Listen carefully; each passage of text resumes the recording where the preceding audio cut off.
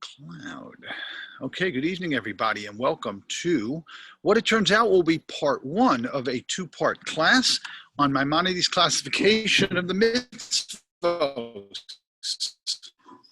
We found our way to this subject because I started a mini course on a book called The Concise Book of Mitzvos, which is the Chafetz Chaim, Rabbi Yisrael Meir Kagan, 20th century. Early 20th century. So it's the Chafetz Chaim's rendition of Maimonides' 613 commandments, and we send out a commandment today. You'll get another one tomorrow. You'll get another one Thursday. 613 commandments. So I thought to myself, it would be great to give a class to explain to everybody, how do we get to 613 commandments? What are these 613 commandments?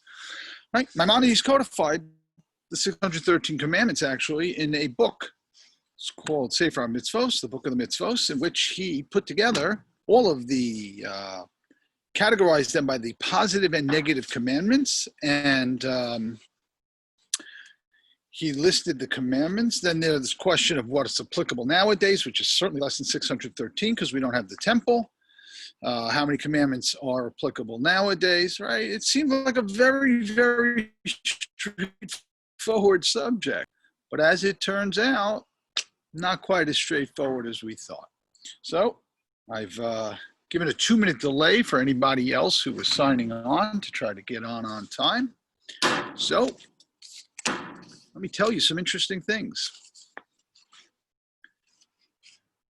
Okay, so our class tonight is about the 613, excuse me, the 611, I mean the 421, I mean the 513, I mean the 417 commandments.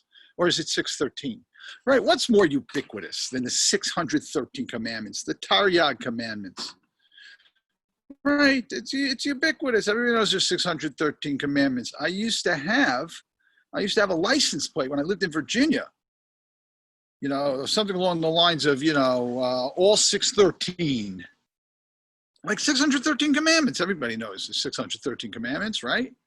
Google it. There's 613 commandments, right? Well, as it turns out, it's not such a simple thing. It's not such a simple thing.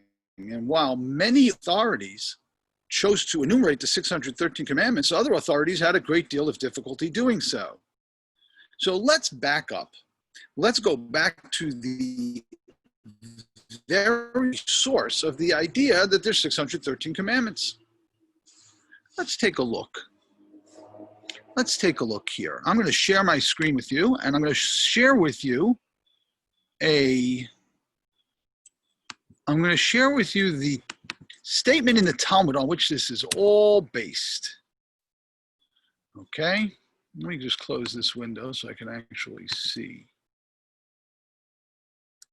the text. I don't know if it's blocked on your screen, but it's sure blocked on mine, so let's move that over there. Okay. So right now we're in Sefaria, a program which I've introduced to you before, and we are in the tractate of Makos, which I think actually the morning Talmud group with the Chazan actually has studied. So we're in the midst of this tractate, and we have a Mishnah which says all those liable to receive kares who were flogged are exempted from their punishment. That's very, very nice. Okay, then we have another thing here about being exempted from your punishments. And now we have a statement at the end, which we might be familiar with from studying Pirkei Avos or from Shul. At the top of the page here, Rav Chananya ben Akasha Omer. Chananya ben Akasha says, the Holy One, blessed be he, sought to confer merit upon the Jewish people. Therefore, he increased for them Torah and mitzvos. As it is stated, it pleased the Lord for the sake of his righteousness to make the Torah great and glorious. Hashem chafetz l'man tzidko yagdil Torah v'yadir. This is an expression which is found in a siyum on a tractate of Talmud. It's found in when you study Pirkei Avos. Very nice. God made lots and lots and lots of commandments. So in the Gemara on this particular statement, we have somebody who weighs in to tell us, well, you think God made a lot of commandments. How many commandments are there? As we scroll down, to the bottom of the page. Darash Rabbi Simloi. Rabbi Simloi taught there were 613 mitzvot stated to Moses in the Torah, consisting of 365 prohibitions corresponding to the number of days in the solar year and 248 positive commandments corresponding to a person's limbs. Rav Hamnuna said, what is the verse that alludes to this? It is written, Moses commanded us the Torah, an inheritance of the congregation of Jacob. Torah tziva lanu Moshe, morasha kilas Yaakov. Torah begematria, the word Torah in its numerical value, which I'll explain in a second, just to be sure everybody knows what that is. What is Torah? Torah is 611, the number of mitzvahs that were received and taught by Moses, our teacher. In addition, there are two mitzvahs. I am the Lord your God, and you shall have no other gods. The first two of the 10 commandments that we heard from the mouth of the Almighty, for a total of 613 commandments, right? Rabbi Simloi says there's 613 commandments, 365 prohibitions, number of days in the year, 248 positive commandments corresponding to a person's limbs. Very nice. Based on the word Torah tziva lanu Moshe. Now, how is it based on that? So the word Torah in Gematria, in a numerical system, equals 611. What's the numerical system, in case you're not familiar? Right, each letter in the alphabet stands for a number. Aleph is 1, Beis is 2, Yud is 10, Chaf is 20, Lamed is 30, Samech is 60. I'm just skipping a bunch. Kuf is 100. Tuf is 400. So if we go through the word Torah, so the Tuf at the beginning is 400. The Vav is 6. The Resh is another 200. We're 206, and then the Hey is 5. Sorry, we're 606, and then the Hey is 5. You have 611 commandments. There are 613 commandments. Moses commanded us 611 commandments, but 2 commandments we got directly from God at the revelation at Sinai. That's how we know that there are 613 commandments, because Rabbi Simloi tells us here in the Talmud that there are 613 commandments. Based on this, Maimonides and others created lists where they tried to decipher what the 613 commandments are. Okay, it all sounds so simple.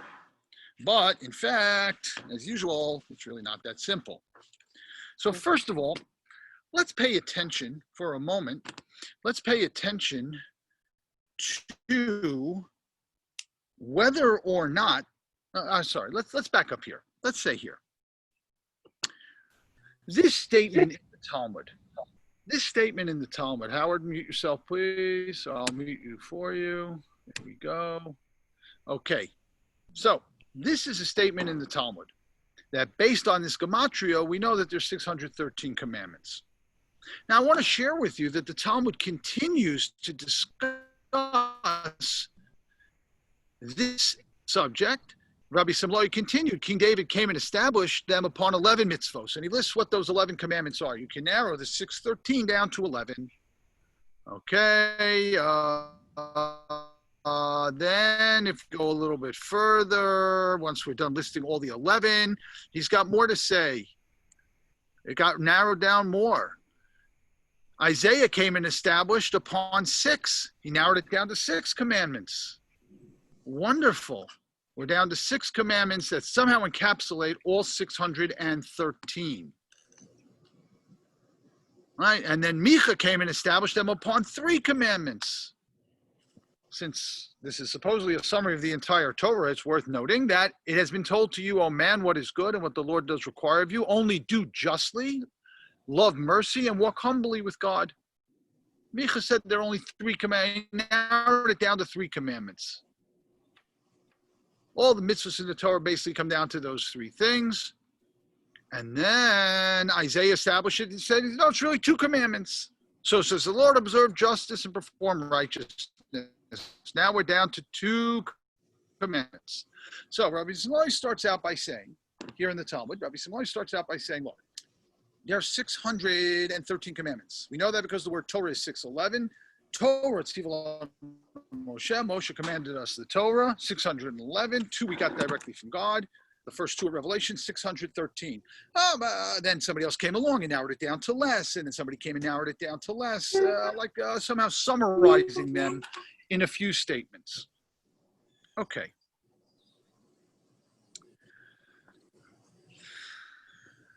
Let's just take note for the moment that this is, the Gemara here is, the Talmud here is not expressing itself in a halachic fashion. Gematrias are not used to establish halachas, to establish facts necessarily, right? We have not a drasha here. We don't have some sort of derivation from a verse, but a true derivation from a verse, but we're actually relying on gematria. Yes, the gematria is based on a word in the verse, but that's not, it's not like the 13 attributes of Rabbi Yishmael were used to somehow derive some new law or something. Now, it's interesting to note that Rabbi Simlai lived in the 3rd century of the Common Era. And it would appear that there weren't a whole lot of people before Rabbi Simlai who were trying to make any sort of authoritative. That doesn't mean people weren't collecting and sort of trying to sort through what the mitzvos were. But this idea that there was a fixed number does not appear anywhere before Rabbi Simlai. And when I say anywhere, I am including not the Mishnah, not the Tosefta, not the Sifra, which is a halachic midrash from that time, nor even in the entire Palestinian Talmud. For the first time in the Babylonian Talmud, a count shows up that there are 613 commandments. But previous to that, we have nothing in our literature which indicates that there was a fixed number of commandments.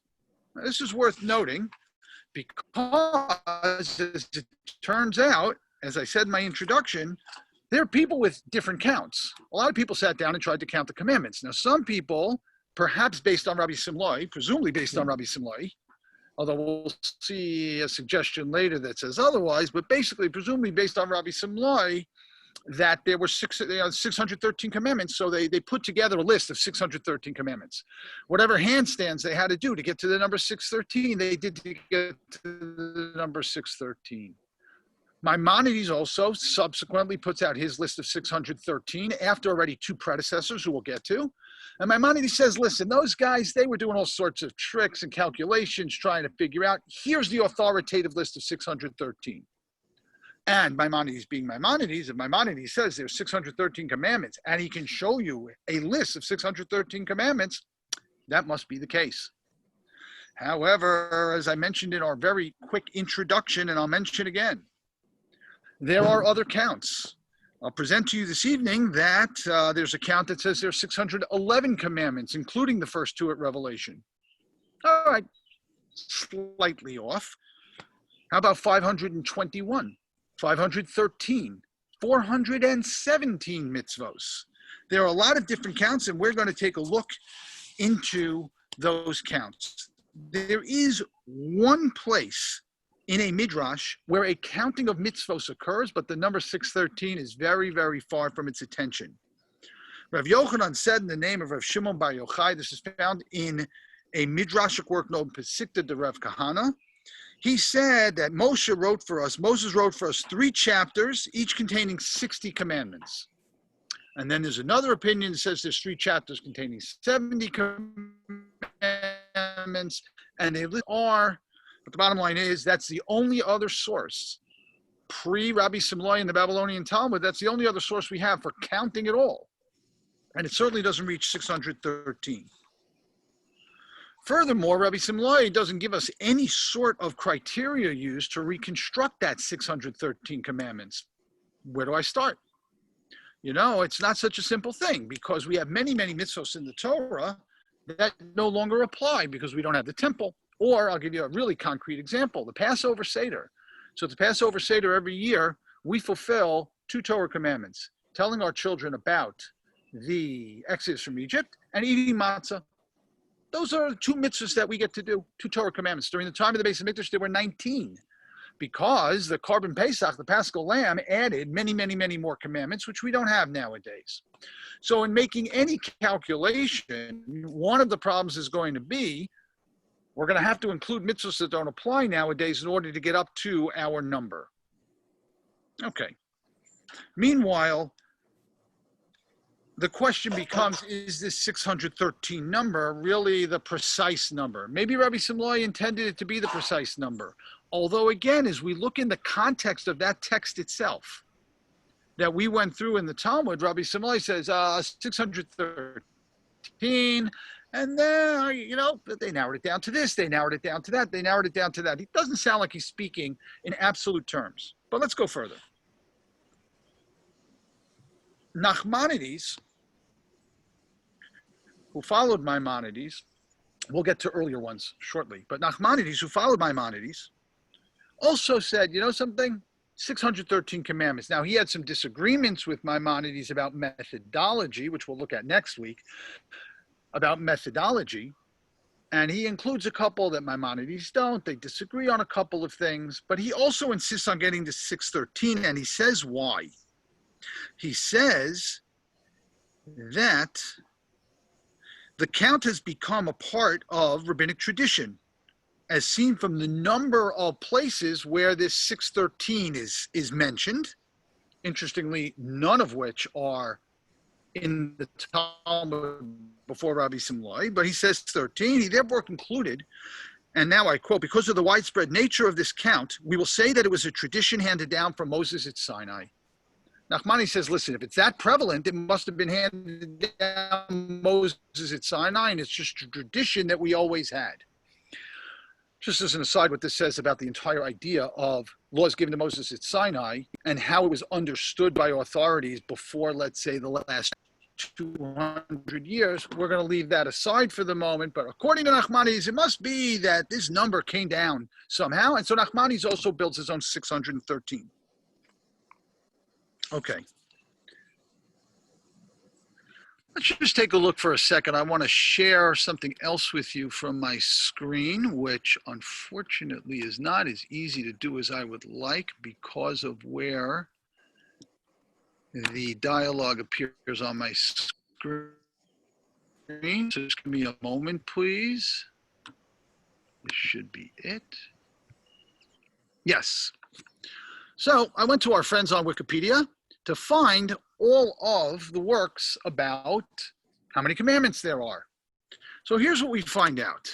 Let's start with the less, sort of the more straightforward stuff.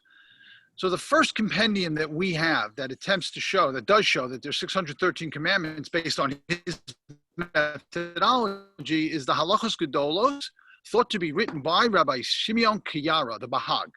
This is a predecessor to Maimonides, and he lists 613 commandments. Then you have the Sefer HaMitzvos by Rav Saadia Gaon. You can see here, Rav Saadia Gaon, written during the period of the Gaonim, which means, again, it is pre-Maimonidean. Okay, Rav Saadia Gaon writes his list of 613 commandments. Now, the more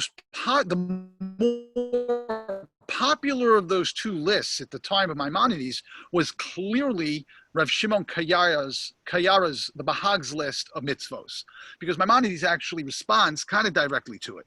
Okay, then we have Maimonides' Sefer HaMitzvos, and then we have later on, we have the Sefer HaChinuch, the Book of Education, which follows Maimonides 613, but elaborates a little bit more. Maimonides is always terse, so somebody has to elaborate and explain. Then you have the Sefer Mitzvos Gadol, or the Smag, of Rav Moshe Ben Yaakov of Kusi. These are all post-Maimonides. I think that's 13th century. And then the book that got us all started on this subject, the Sefer HaMitzvos by Rav Yisrael Meir Kagan, the Chafetz Chaim, which is what we're sending out day by, several times a week. We're sending out mitzvos from that book. These people all agree the number is 613. However, there's some pretty impressive lists of people that don't think the number is 613. First, there's the Sefer Yereim by Eliezer ben Shmuel. The Sefer Yereim is a very, very, here you can see, Eliezer ben Shmuel of Metz was a Tosafist and the author of the halachic work Sefer Yereim. An abridgment of this work was produced by, it doesn't matter who, but the bottom line is, this is a very significant person. He was one of the Tosafists, which means that he's one of the earliest authorities. He's post-Maimonides, but certainly a very, very significant authority. And he has only 417 commandments, and that includes the commandments when the temple stood. We'll talk about how many commandments that may or may not be momentarily. Menachem Rekanti, in his book Tamei HaMitzvos, counted 611 commandments, and that includes the two from Revelation. So he didn't get to 613, but he came close. Not bad. Sefer Mitzvahs Cotton, Rav Yitzchak Isaac Carbell, lists 320 commandments applicable nowadays. Now, what does that bring us to in total? Well, if you go based on, I'm sorry, the screen here, the Sefer HaChinuch says that there are 201 commandments that would have applied during the temple that don't apply now. So a little bit of math will take you to 521 commandments. And according to Gersonides, who is a major authority and commentator on the Torah, there are 513 commandments. You wonder if that's a typo, right? 513, 6, but it's not. It's 513 commandments. So as it turns out, it's not universal that there's 613 commandments. How Maimonides gets to 613 is really the subject for next time. It is worth asking, however, why Maimonides insists on going with 613 commandments. Right? Maimonides could have taken the approach of the other authorities. So it's worthwhile to consider Maimonides' methodology in choosing to go in this direction, and we'll probably comment on that this evening, and if not, we'll comment more on it next time. I want to take a moment, if anybody on Facebook wants to type in some sort of a comment or question, or any of our friends here on, I'll unmute Howard in case he wants to say something. Oh, he is unmuted. Wonderful. Everybody's unmuted. So please feel free to chime in if you have a question or a comment. And after that, we will get into some more deeper stuff. Okay, looking over, there's a 15-second on Facebook. So I have to wait like an extra 15 seconds to make sure nobody on Facebook is typing in a question. So thank you for bearing with me. All teachers on Zoom and Facebook find this to be the most difficult part, is getting people to ask questions in a way where you can actually respond to them in real time. So my daughter tells me she struggles with the same thing.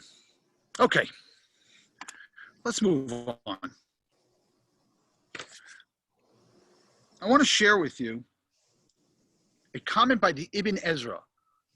The Ibn Ezra is a early biblical commentator from Spain. He lived at the end of the 11th and well into the 12th century, died in 1164. And he has a little something to say here, which I'd like to look at. He has a little something to say about this business of counting commandments. So let me go to that screen, please. Here we go. Let me maximize that. Maimonides, Ibn Ezra says the following. I need to raise a methodological point before I deal with the mitzvot, because I saw scholars count 613 mitzvot in many different ways. There are those who count the boiling of a kid in its mother's milk, lo savashel gedi b'chalei v'imo, as one mitzvah. And there are those who count it as 3 mitzvot on account of the fact that it is written in the Torah 3 times, and there are sages expounded each of those instances. Let me back up and explain what that means. The phrase lo savashel gedi b'chalei v'imo, that you should not seethe a kid in its mother's milk, that prohibition is repeated 3 separate times in the Torah with the exact same language. So the rabbinic explanation is that it comes 3 times. It's there 3 times to tell you that there are 3 separate prohibitions. You can't eat it. You can't cook it. You can't even cook it. Forget about whether you're going to eat it or not. You can't cook such a thing, and you can't benefit from it. So Ibn Ezra says, listen, some people are counting, and they count that as one mitzvah. Right? After all, it's one mitzvah, the applications being whatever the applications are, but it's one commandment. Whereas according to other commentators, it's 3 commandments. Now, I should point out that there's a very profound difference between 2 opinions, because if something's a Torah commandment, it is a much more stringent than a rabbinic commandment. So anybody who counts lo savashel gedi, who counts this seething a kid in the mother's milk only once, has the problem that it would appear from tradition that it's 3 Torah prohibitions, that the Torah prohibits each of the 3 acts. Enough of that. Let's keep going here. There are many such instances, says Ibn Ezra, of these disagreements. There are those who count the particulars in the general, sometimes the particulars by themselves, and sometimes the general by themselves. And there are those who count as one mitzvah, that which is formulated in 2 ways, but whose intent is the same. In other words, nobody agrees on theology. We have a definite methodological issue with figuring out what the 613 commandments are, or even if that's the number, despite its, as I mentioned in the introduction, no matter how ubiquitous the idea is that there's 613 commandments, it just might be wrong. There are people who significantly disagreed with it. Truly, says the Ibn Ezra, truly there is no limit to mitzvot. As the psalmist says, I have seen that all things have their limit, but your commandment is broad beyond measure. On the other hand, if we count only the general, the fundamental ones, what he calls veha-ikarim, and the commandments that are binding for all time, the mitzvos do not add up to 613. Ibn Ezra says this 613 count is very forced. There's significant methodological problems, and he, for one, although obviously Maimonides, Nachmanides, Versailles, and others disagree, commandments.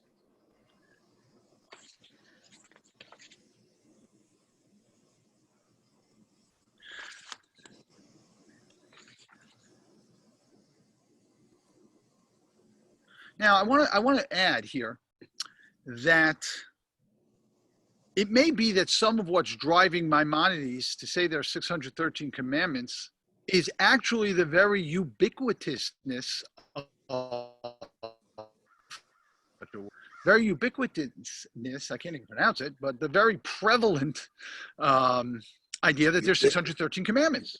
How did everybody believe that? As a matter of fact, there were, we don't say these in our congregation, and actually in most Ashkenazic congregations nowadays, but there are exceptions. I actually, when I lived in Elizabeth, New Jersey for 10 years, they would say these things. You might be familiar that in a mazer for the holidays, there are what are known as piyutim. Piyutim are liturgical poems, also something called azharot, which literally means warnings, but there are piyutim that are composed for the holiday.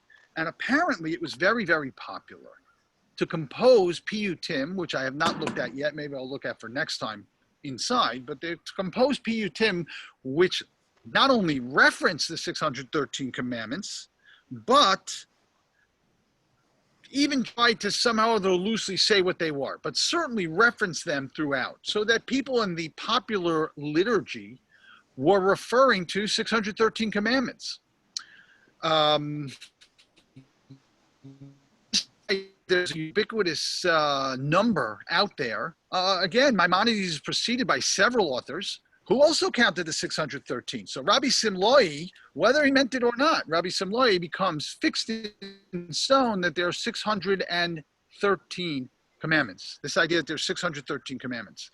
Now, again, I want to refer you back to the Talmud where Rabbi Simloi begins this idea. And to point out to you, let's go back and take a look, because I want to back reference something which is important. Sorry for the scrolling. Dorish Rabbi Simloi. Rabbi Simloi said there's 613 mitzvos in the Torah. But let's get a little context here. Let's go back and remind ourselves what we saw at the end of the Mishnah. The Mishnah that led into this piece of Gemara, as soon as I find it, had the famous quote, which I mentioned to you before. Here it is. Rav Chananya ben Akasha, my Ratzah Kodesh Baruch Hu L'Zakos Yisrael. Rav Chananya ben Akasha said, the Holy One, blessed be he, sought to confer merit upon the Jewish people, therefore he increased for them Torah and mitzvos. As it is said, it pleased the Lord for the sake of his righteousness to make the Torah great and glorious. God gave us lots and lots and lots of mitzvos. So what would you expect in a vacuum? What would you expect someone in the Talmud to immediately do? Come up with the biggest number they could possibly come up with and root it in some sort of a verse and say, wow, there's 613 commandments. And that's what Rav Simloi does. He uses a gematria to show when it says in the Mishnah, Rav Chananya ben Akasha says that God wanted to make lots of mitzvos. The number is huge. 613 commandments. Okay, fine. Somebody came along later and narrowed it down and narrowed it down and narrowed it down, but it's a huge number. God wants 613 commandments. This does not sound like a halachic statement in context. And a matter of fact, it's not. It's not a halachic context. And here what I mean by halachic means This is not something which is dogma. This is not something which is a fixed fact. And it's pretty clear that it's not a fixed fact because fixed facts are not derived from gematrias. This is a very, very strange way to fix something about the number of mitzvos. And by the way, again, the question of how many mitzvos there are has practical halachic application. If you have to get to 613 mitzvos, and therefore you have to include things that you would not have included, or you have to exclude things that you would have included, that affects how we understand whether a particular mitzvah is a Torah commandment or not, which is of the greatest halachic import. So the idea that Rabbi Simlai may have been using an exaggeration. He used an exaggeration because he had Torah, Tziva, Lanu, Moshe. I mean, it's really kind of a neat package, right? Torah, 611, add 2, 613. Doesn't mean that Rabbi Simlai thought there were 613 commandments. He just thought there were a lot and a lot and a lot of commandments.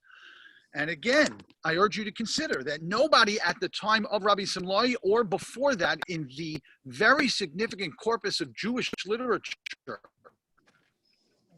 had been composed over the previous 4 centuries, including the Palestinian Talmud, the Mishnah, the Midrash.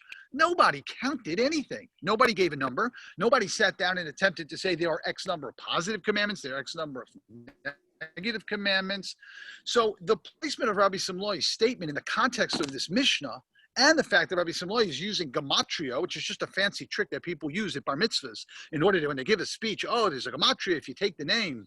Rav Teitzin Elizabeth was famous for this, by the way. He had all sorts of tricks. Every bar mitzvah, every wedding, anything, he took everybody's name and he gave a gematria and it equals this verse. Gematrias are fun. It's play. Gematria is not a way that we determine what is halachically and what is not halachically. And again, indirectly, having to live with the number 613 forces commentators to make determinations about the halachic status of mitzvos, which certainly seems forced. It does seem forced. All right, let me take a moment here for questions and comments. And then we'll do a little bit more today. And next week, we're going to deal much more with Maimonides' specific methodology with some comments about others and what they disagreed with. But today, we're still trying to get the context, get a feel for the entire subject.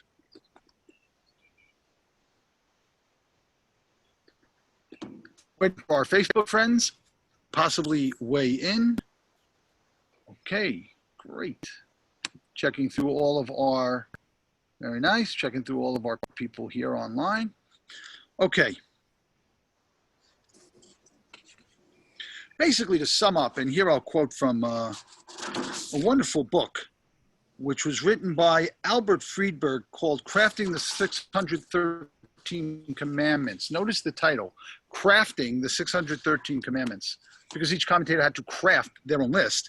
And he says the 613 numerical target presented an unnecessary and awkward constraint on Maimonides' task, one which continually necessitated justifications and special explanations.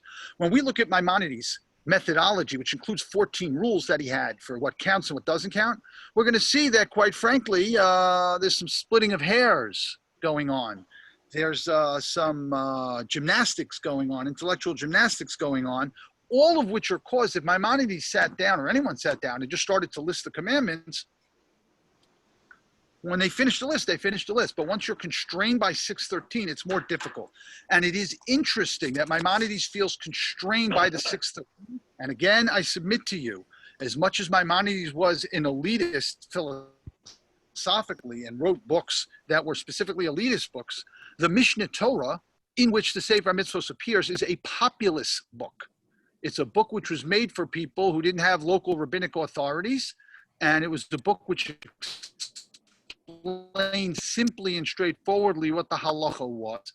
And so Maimonides is writing for a popular audience. So it should not surprise us, perhaps, that Maimonides didn't want to upset the apple cart for people. Right? Imagine Maimonides, everybody knows for centuries, right? Everybody knows 613 commandments. And then Maimonides comes along and says, I'm going to list for you all the commandments. You should know all the Torah commandments. And he lists 530.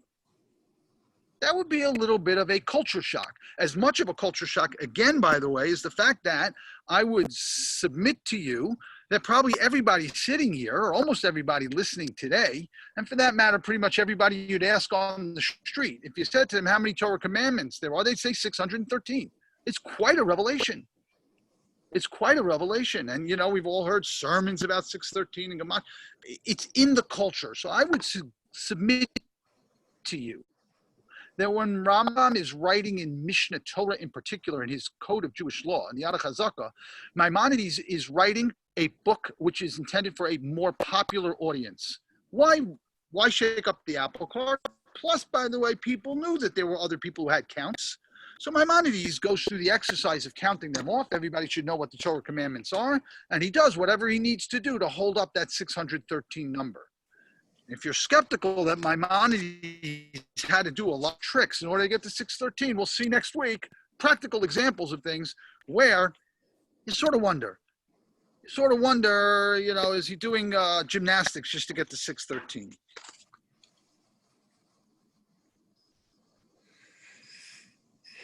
Okay, questions, comments, anybody?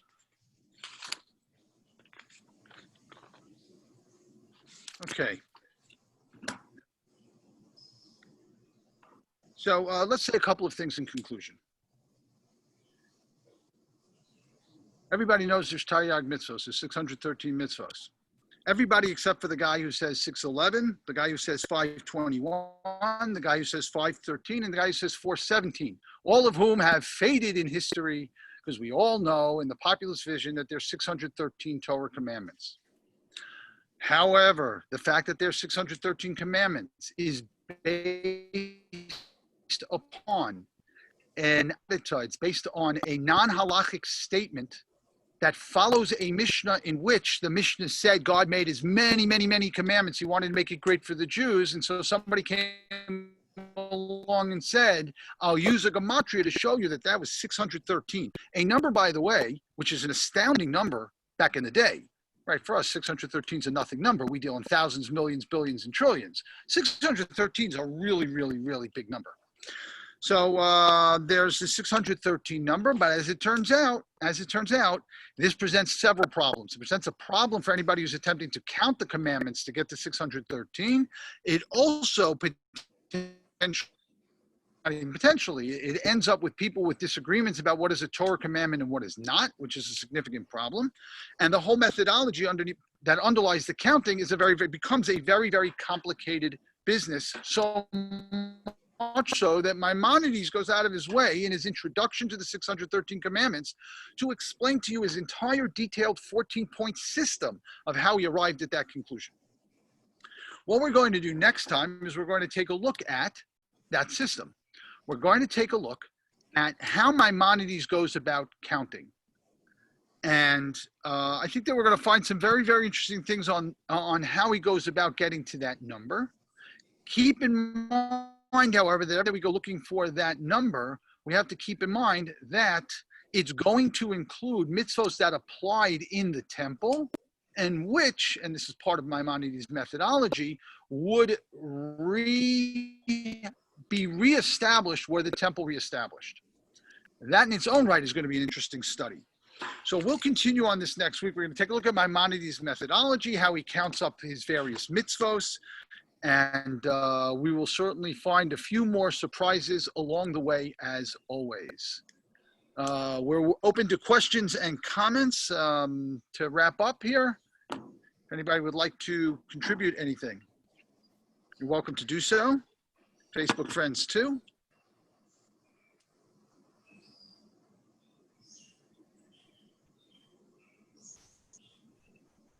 Okay, I'll leave you with one teaser, which I mentioned actually in the video about mitzvah number 1 when I sent it out.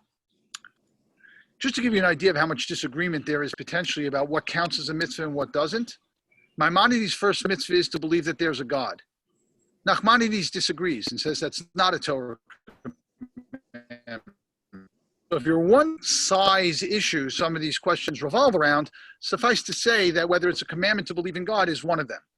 But we'll see many more of those next time. Thanks for being with us. Mitzvah number what do we have? 4. Mitzvah will be going out tomorrow. Mitzvah number 5 on Thursday. And we'll be back next Tuesday night to take a look at Maimonides' methodology and all of its manifold implications. Thanks for being with us and have a beautiful evening. I'm still here, by the way. If anybody wants to chime in, I'll be here for another minute at least.